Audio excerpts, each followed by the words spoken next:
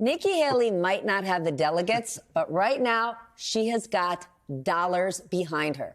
Donald Trump, in the last 2 hours, put out a statement, a social media post directly aimed at her donors. It is like straight out of The Sopranos. If you give her another dime, you're out of the MAGA family for life. She's really getting under his skin. And the fact that all these fancy New Yorkers and Palm Beachers are backing her, these are the people Trump has loved and wanted their approval of for his whole life.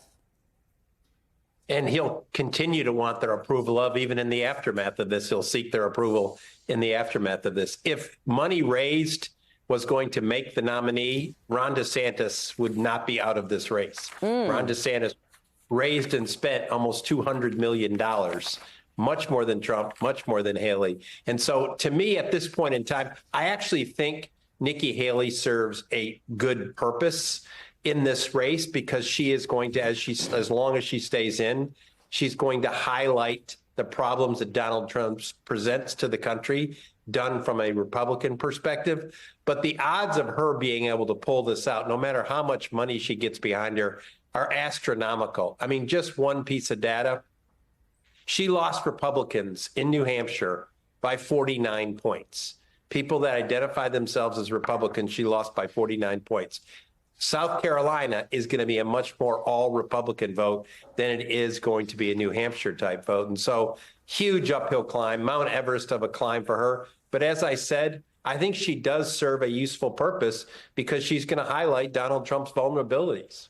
To that very point, Mike, how much are her attacks motivating Trump to potentially pick her as his VP to get her out of the primaries, off the trail, and out of his kitchen?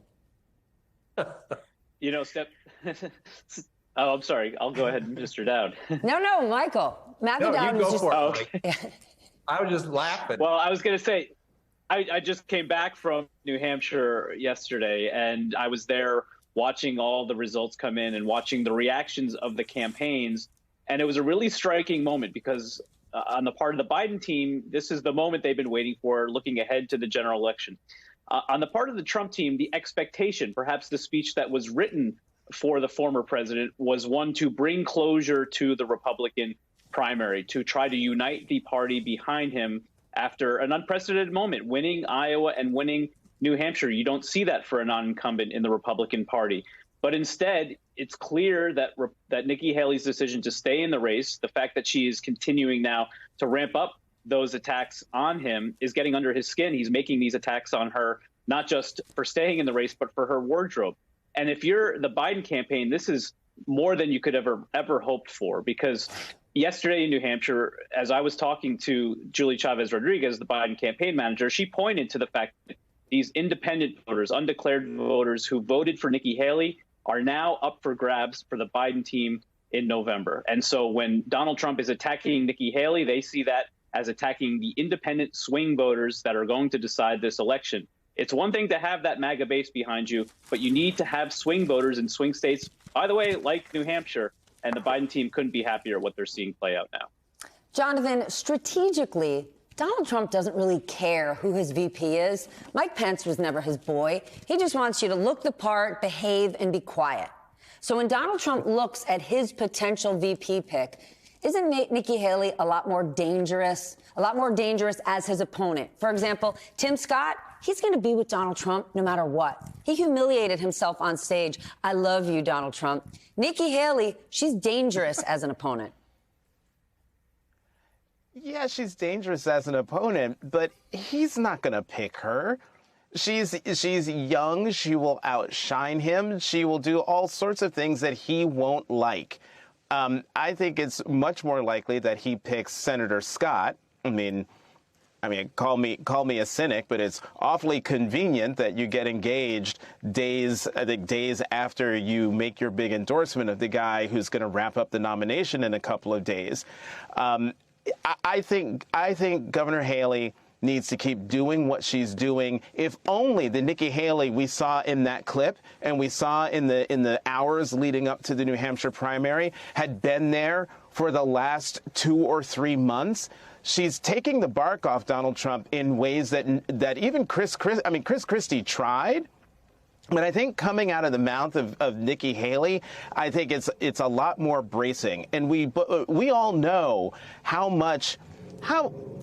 he doesn't hold women in high regard.